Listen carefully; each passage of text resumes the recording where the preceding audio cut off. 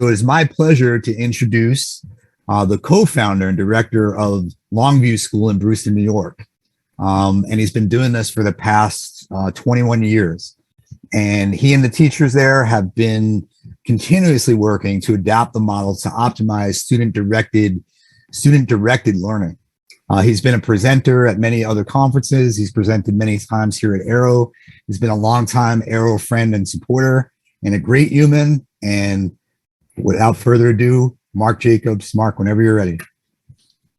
Thank you, Peter. Thank you for the wonderful introduction. Good evening, everyone. As Peter said, I'm the director and co-founder of Longview School. We're a very small private school. We tend to have between 25 and 35 students. We're currently a 5th through 12th grade program, and we're located in Brewster, New York, just an hour north of New York City. Although I'm not here to tell you predominantly about our program, I just would like to start by saying a little bit about what we do. We are a democratic school. We spent 9 years as a Sudbury school, and we were a pretty traditional Sudbury school for those 9 years. Then we moved, and there was a local progressive school that closed, and we absorbed their students, and their families didn't know anything about Sudbury education, self-directed education. So we adapted our model in order to accommodate that a little bit and created a 2-track model where we have a self-directed track, which we used to call the Sudbury track, and an academic track. And we kept a lot of the structures of Sudbury education. So that's just a little bit of what the school is like, and that tells you a little bit about my educational philosophy, but that is not what we are going to be talking about today.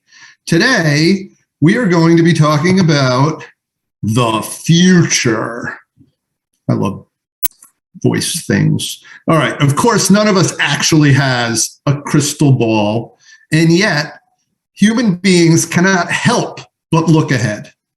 I've taught a high school elective course, which is pretty popular, called Futurology, where we do our best to imagine the future in a range of different areas, from technology to human rights. In this talk, we're going to be considering one aspect of the future of technology in education. Before we get started, though, I want to ask just one little thing of you, which I like to think of as the impossible. I would like you to withhold judgment. Notice I said withhold judgment. I promise that you'll be able to judge later, but it's typically a good policy to understand first and judge later. That way, you at least fully understand what you're judging. There's another reason to withhold judgment. What I'll be discussing tonight is at least part of the future of education, whether you like it or you don't like it. There's a long history of people not adapting to new technology. Instead, there's a tendency to reject the new and predict how it will result in the downfall of society. Let's play a little game. Everyone knows how to use the chat, right? I'll put up a quote and you tell me what it is referring to. Here we go. The free access which many young people have to blank has poisoned the mind and corrupted the morals of many a promising youth and prevented others from improving their minds in useful knowledge. All right, what do you think? What's that referring to? Stones and anvils. You guys are too smart for me. You wrote books. This is a quote from the Reverend Enos Hitchcock in 1790. And basically, it referred to literature, romances, novels, and plays. All right, so you guys are good. Let me let you try one more. Here's another one. A pernicious excitement to learn and play blank has spread all over the country. Blank is a mere amusement of a very inferior character, which robs the mind of valuable time that might be devoted to nobler acquirements, while it affords no benefit whatever to the body. What do we have? Jazz, music, good. Come on, there are a bunch of people out there. Throw some guesses. Chess. This was a quote from an article in the well-respected magazine Scientific American in 1859. And as Jerry said, good Gehal, it is referring to chess. Okay, so what's the point? It's only human to judge what is new and unknown. But those things often turn out to be positive in unexpected ways. So I urge you to at least keep an open mind and withhold your judgment for as long as you can. Then we'll get to the Q&A and you can reapply your judging mind. I promise. Let's begin. The pandemic was world-changing for education. COVID-19 changed the way we did education. It created a transformation that could never have happened so quickly and so thoroughly as any legislation or change in educational philosophy. One day we were teaching kids in schools, and the next day there was Zoom. Actually, there was a fork in the road. On one side was asynchronous learning.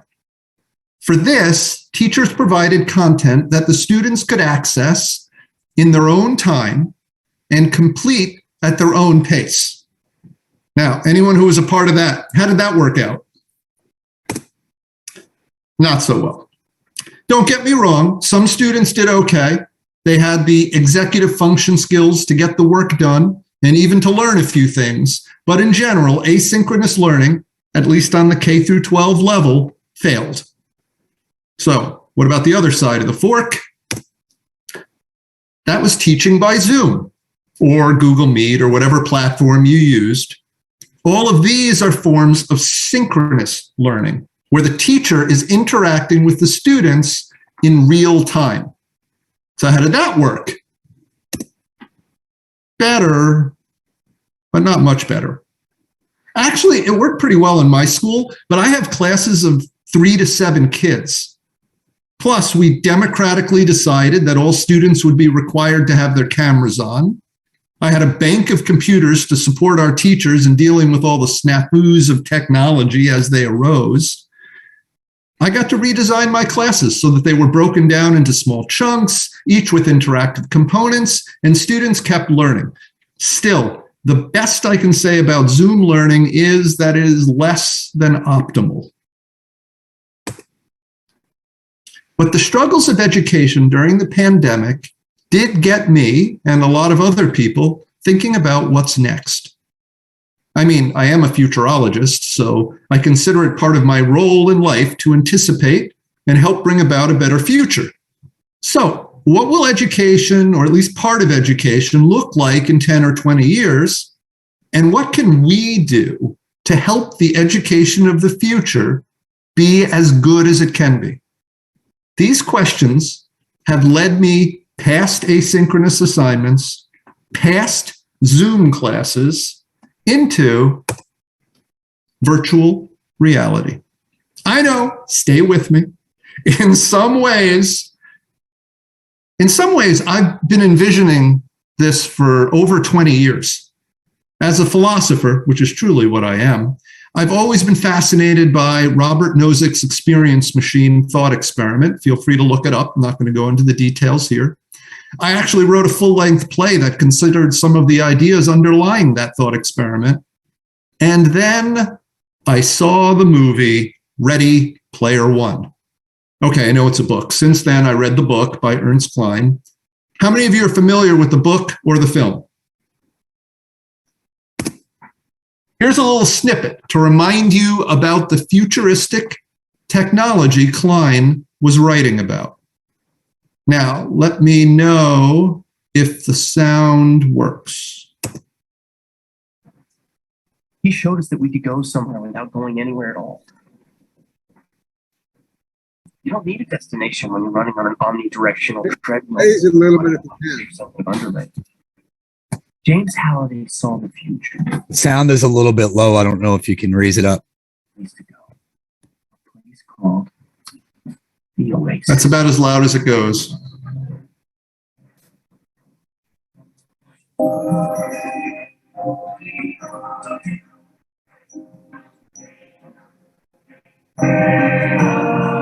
This is the Oasis. It's a place where the limits of reality are your own imagination.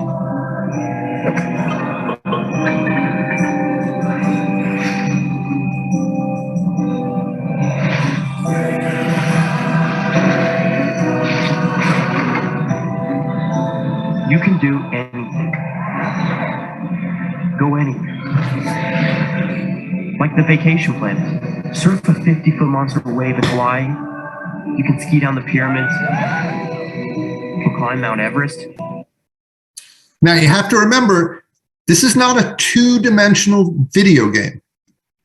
This Oasis provides an immersive experience involving at least 3 out of your 5 senses: sight, hearing, and touch. And 5 out of 5 senses by the second book in the series, if you get to read Ready Player 2. If you only saw the movie, then you missed one of the most interesting aspects of life in the Oasis: school. Here's what it looked like. Hey, it's playing it again. Sorry, no pictures, no images from the movie, no illustrations or fan art from the book, nothing. A little description, but basically only hints at the possibilities. So what happened next for me? I bought my son an Oculus Quest. Meet Quest 2. The powerful next step in our VR evolution. He loved it for about 2 weeks. And then it sat on the shelf until I borrowed it from him during the pandemic. My mind was blown, not by what it was, but by what it could be. And that's when my imagination went into hyperdrive. A lot has happened since then. Longview, my school, applied for and received a grant. Meet. Oh, I keep playing things twice. Thanks to the Vela Education Fund, we were able to buy 8 Oculus Quest 2 headsets, hire some extra staff, and run a virtual reality, I'm just going to call it VR from now on, a VR after-school program. This was an opportunity for us to get the technology and start to get comfortable with it. That is crucial. Consider the evolution of technology. Now, almost all of us have smartphones, and they're an integral part of our lives. If you're younger and are fortunate enough to be able to afford a smartphone, then guaranteed you're fluent with it. You are a digital native. But what's next? VR natives. But for us, VR immigrants, we are learning the technology and not just envisioning its future implications, but starting to put it in place. Next school year, I'm going to hold at least 25% of my history classes, I teach history at my school, in VR. For now, all the students will be in our brick and mortar building using our Oculus Quest 2 headsets in our gym. I'd like to show you a little bit of what that will look like. Now, I wish I could have all of you put on a headset and experience the immersion of VR firsthand. Of course, that's not possible. And so I've done the next best thing. I recorded in 2D some of what our students will be immersed in. Let me show you a video of me giving a VR tour of my virtual classroom to a Longview teacher, Raphael, and Longview student and intern, Nick. I apologize in advance for the shakiness of the video. That's not how it feels when you experience it firsthand. Let's take a look. I'm hoping you can hear this. You may have to turn your sound up a little higher. Hello and welcome to my classroom. Hello, Nick. Hello, Raphael. Thanks for joining me today. Hi, Mark. Yeah. Hi. Hello. Hello. Well, this is my classroom space in Engage, and I invite you to come in, take a look around. You'll notice that I have comfortable seating set up for everybody. So you can see that I put a map on the wall of the United States since I'm a history teacher and I'm teaching American history this coming year. On the back, I put a logo for Longview School, and I have a clock inserted here. I always like to teach from the front of the room with a clock so I can keep track of time for myself. And if you guys come have a seat, you can sit down in these chairs here, and you can see that I could talk to you and present to you from this podium just like I was giving a lecture. Of course, I don't like to do a lot of lecture as a teacher, but I do like to lead discussions and use a lot of interactables. So this space is set up for some interaction. For instance, on my left, you can see the screen. And with the screen, I can easily import videos that I have set up ahead of time. I could search for a video now, but it's better to use a video that I had set up beforehand. So here is an ad for the Oculus. This is Oculus Quest the groundbreaking all-in-one headset that brought VR into the homes of so many people. And I can then open up a tablet using my left controller, and I'm able to pause and play the video from my tablet. So I can easily stop it and allow discussion to happen amongst the students. And when I'm done with it, I can simply eject the content and it goes back to the screen that was before. Now, you'll also notice that I have a whiteboard over here, and this whiteboard is something that I could use and I could write on. So I end up with a stylus and I can choose the color that I want for my writing, and I can then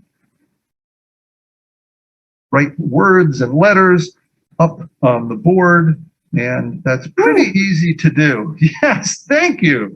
But you will notice that my handwriting is somewhat terrible.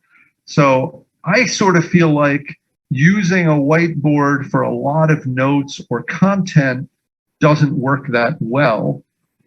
Luckily, there's an even easier thing to use, and those are called notes. They're sort of like sticky notes. And it's easy to have pre-written some sticky notes, then you just create it and import it, and you are able to manipulate it as an object, and you're able to move it in space, and you're able to make it bigger, however you would like, and then you can leave that sticky note out there. And now we have an object that we can interact with, and we could talk about, or it could be notes on content. Here it is sticky note propaganda. I type neater than I write. I have some more sticky note propaganda as well. Sticky note 2, which I can import for fun. I will make it a different color, and I can create the sticky note. And here we have another note.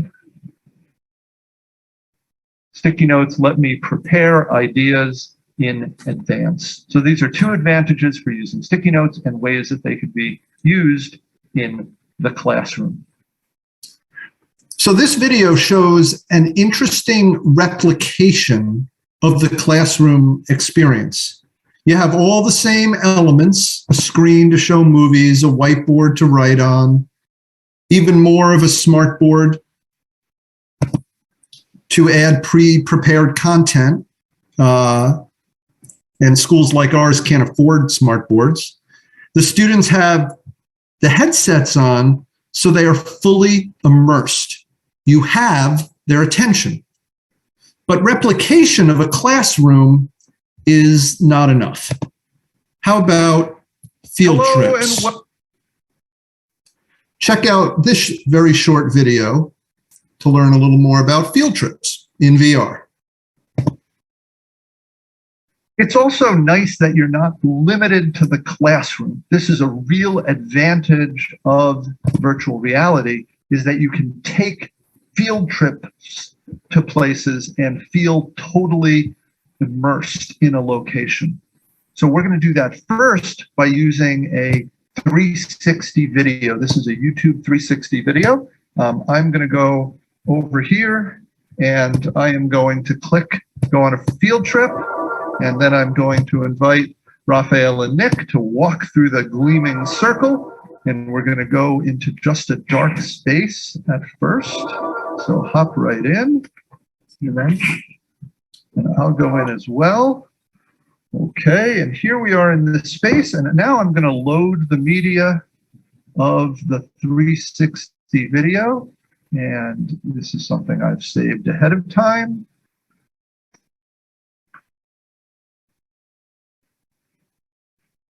And here we are in a video with the Mars rover.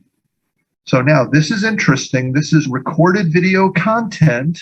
And here we are in this space. The video is going on. We can't directly interact with it, but I, as the teacher, could teach a lesson in a location, or we could be in a 360 video where the person in the video is providing content to us and telling us about what they're doing while they're doing it in a place that would be impossible for us to go to as a class.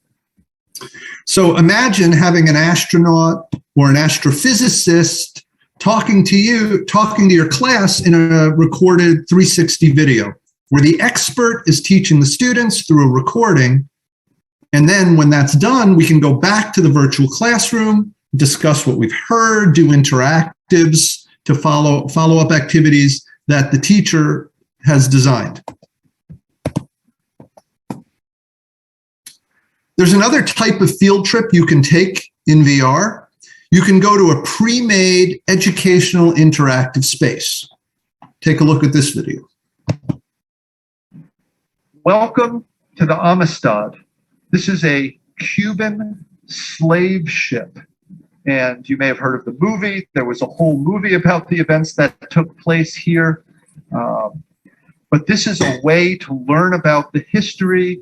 Took place in the mid-1800s. The year now, at this moment in time, is 1839. We can learn about it by my lecturing to you about it, but there's also preloaded content. So we can just go over to this place where it has a 1 and listen. My name is Saint Bay Pierre, but in the United States, I was known as Joseph Seeker. I had a happy life in Eastern Africa until one very bad day. And there's more to that, but I'm just giving you a little excerpt. And if we go down a little bit towards the front of the ship, we should be able to get down into the hold, follow the blood trail, and get a little bit more.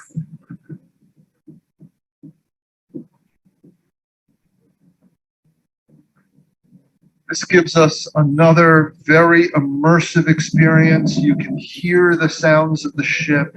You can see how the slaves were transported in such terrible conditions. And again, you can click the audio to get a little more information. Once it took fun, we were so like comic box. So this is an excellent way to present history content in an immersive. So I've shown you my virtual classroom. I've shown you how we can use 360 videos and virtual spaces for immersive field trips. But this is just a few of the educational opportunities that are available. There are apps which have been designed to either teach or reinforce educational content that are much more hands-on rather than just being immersive. I'll show you just two of them in this talk. This week, Raphael, Nick, and I demoed an app called Futuclass, and it's a VR app for chemistry. Take a look at this interactive immersive experience. This is a balancing chemical equations lesson. And here you're going to see it. And there's a little sound from the gamification of it, but there's no talking. So you can see that we're using different elements in order to create balanced equations. It tells you when you're grabbing things with your hand. Well done. You're letting it know when you think you've solved it, and it's giving you feedback as that goes on.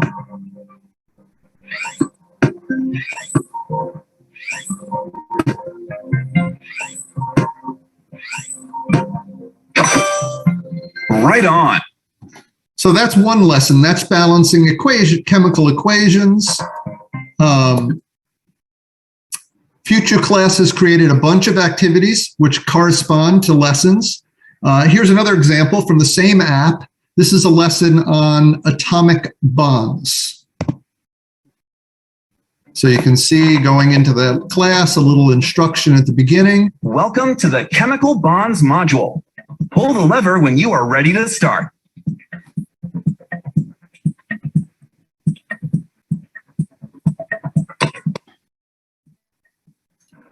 Let's create a covalent bond between two hydrogen atoms. Take an unpaired electron from the outer shell of both of the hydrogens and put them together.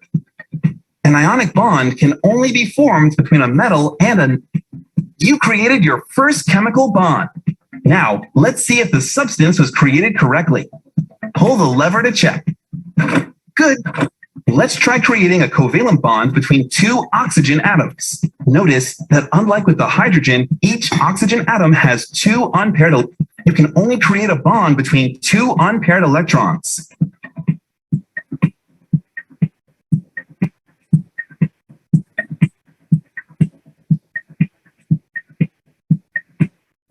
Great!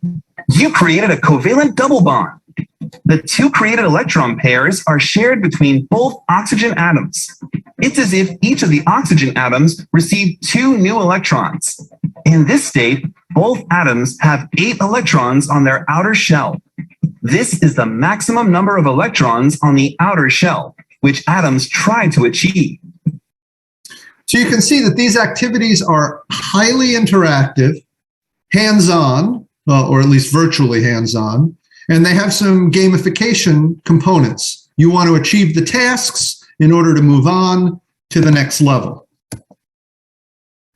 Not every app with a high level of educational value is designed for educational purposes. Here's an app which was designed simply as a game, but we're planning to use it in an engineering class.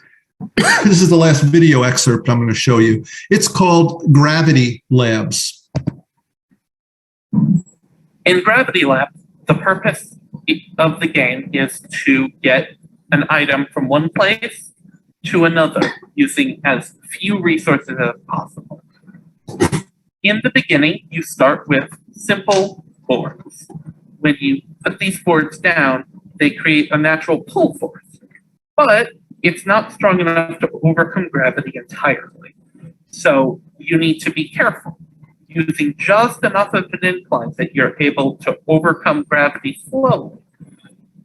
Similarly, soon after, you get these inverters, which you can make float, heavy, or just the opposite of whatever they already are. So these guys fall to the floor, but with just a simple addition of this, they start floating. So our goal is to get from here to here with as few boards and inverters as possible. So while theoretically we could toss down all of these to get the perfect, effortless conveyor, you don't actually need all that much. We can just toss these to the side.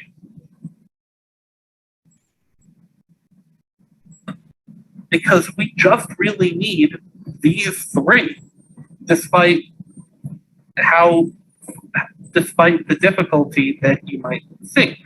Because if you tilt them just right, you can get them to slide around until they're just here. And you might expect there might need to be a huge amount of force pushing it upwards. That's where the inverters come in. You press this, you click I want it to float, you place it here, and now all of a sudden it's just moving it all the way to the top. You can see that this app, when combined with teacher guidance, can teach a range of science and engineering concepts. There are also games that can be used to develop critical thinking skills and resourcefulness. For example, there's a room VR, a dark matter, that's the name of the game. This is sort of like an escape room, and many of you may be familiar with escape rooms. It can be played individually or as a group, and if you do it as a group, then you're able to do team building and you're able to build skills in cooperation. If you want to use VR along with a film class or to explore storytelling, there's an app called Madrid Noir. This is actually a 45-minute mystery adventure in 2 acts. It's a VR film, which you're a part of and you even interact in, but you're a secondary character. It's not a video game where you're playing it to solve the mystery. Now, I could go on and on, giving you possibilities in almost every content area in a school curriculum. The possibilities that already exist are incredible, and the ones that will soon exist are limitless. That being said, our ability to implement this now does have some limits. Remember when I showed you my classroom and the ship, the Amistad? These exist in a program or app that's called Engage.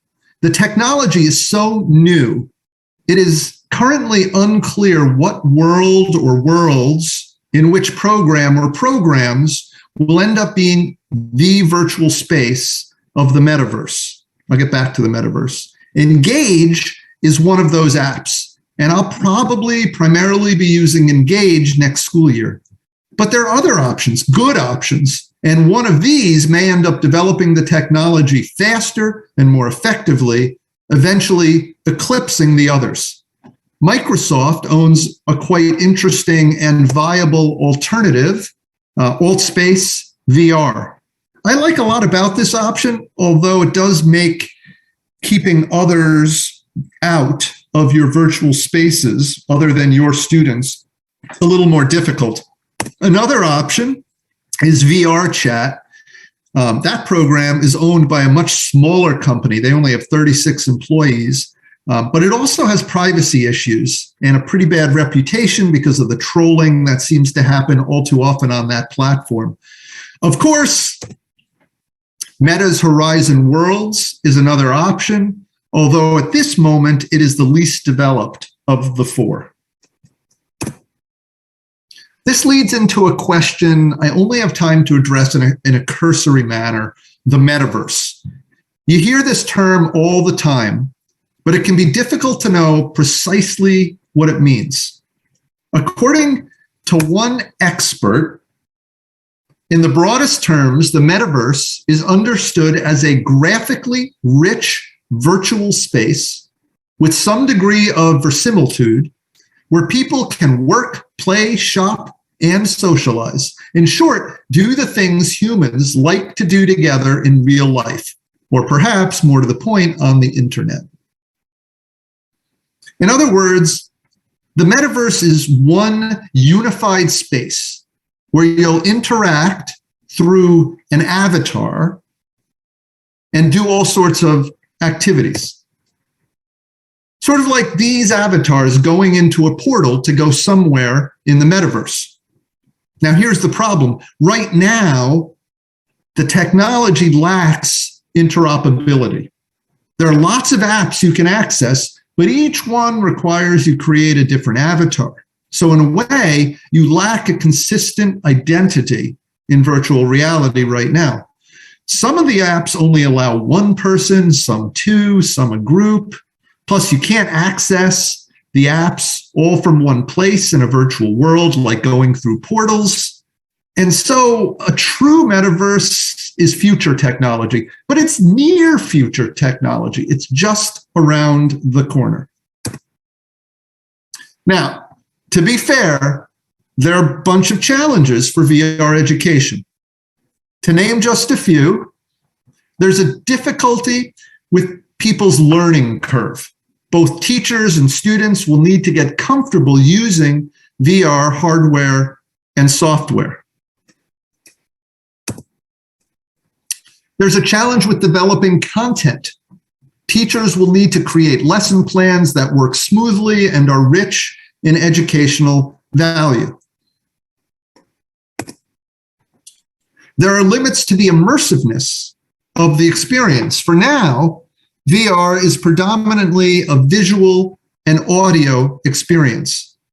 That being said, as the technology advances, there will be haptics, which means that you're able to feel things. When your phone vibrates, that's a haptic.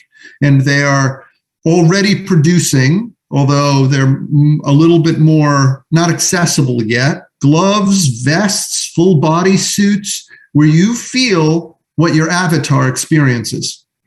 Also, there's an issue with movement. For now, movement is mostly with a joystick. You saw me in my classroom teleporting from place to place, or walking sometimes, but I was walking with a joystick. As omnidirectional treadmills, like we saw in the clip from Ready Player One, become available, then your movement in real life will be what moves your avatar in the metaverse. For now, though, it's incredible that by activating your sense of hearing and your sense of seeing, just how much your brain fills in the other senses. Finally, there's a challenge with access. The Oculus Quest 2 costs $300, which is not affordable for everyone, and newer technology may cost even more. There are also many advantages of VR education. To name just a few, there is a high level of engagement. Students tend to be fully engaged when in VR. This avoids many of the issues of classroom management that create problems for so many class activities. There is the highest level of safety in the most extraordinary of experiences. Students can have experiences in VR in total safety, whether it's piloting a plane or building a nuclear reactor. Students have access to experiences and places inaccessible otherwise. Classes can travel to places they could never afford to go to IRL, in real life. VR is incredibly egalitarian. Once the students have the basic VR headsets, students from all socioeconomic backgrounds can interact with the most sophisticated VR technology. If you compare the science labs, like compare that to what we have in public schools right now. If you compare the science labs of a public school located in a rich suburb to those of an inner city school, the difference is astounding. In VR, any student can do any science experiment. With technology, even wealthier schools don't have access to in real life. Beyond these advantages of VR education, there's one more, and it's a big one. What I have shown you today in this presentation are a lot of ideas about what VR education would look like if it built upon how we currently view schools. Let me give you an analogy. I think of it like the different ways to homeschool. When families choose to homeschool, some replicate school at home. They try to create an environment at home which is quite similar to school, covering similar content in similar ways with similar structures. Others homeschool in their own way. They unschool or they reinvent education, utilizing play and learning, changing scheduling and creating much more flexibility with time, learning from experts, going places, and many more ways. So for this analogy, in this talk, I've told you about how we might replicate traditional schooling in a virtual space. But the possibilities are much broader. Like many creative homeschoolers have done, we might create VR schools in radical new ways. How might virtual school buildings differ from traditional ones? How might we group students differently? What role would teachers or guides have with students? How would students be able to spend much more of their time in authentic learning activities? My actual vision of VR education is well beyond the VR classroom and field trips and apps I've shown you today. But right now, we are just at the beginning stage of developing these possibilities. So, wrapping up my presentation, I think it's essential to understand that trying to stop VR from expanding into gaming, into entertainment, into work is impossible. Trying to stop VR in education as well is like trying to stop a moving train with a car. It's not worth the time or the effort. It would be like trying to stop television or computers or smartphones. But we don't have to try to stop the train. We can climb aboard. What does climbing aboard look like? Having VR education be optimal for students in all areas, in academics, knowledge acquisition, skill development, soft skill enhancement, and even team development is possible. But it will take committed educators to make it happen. If we leave it to the textbook companies or the technology corporations, profit will supersede excellence. I intend to be part of nurturing the future, both IRL, in real life, and in VR.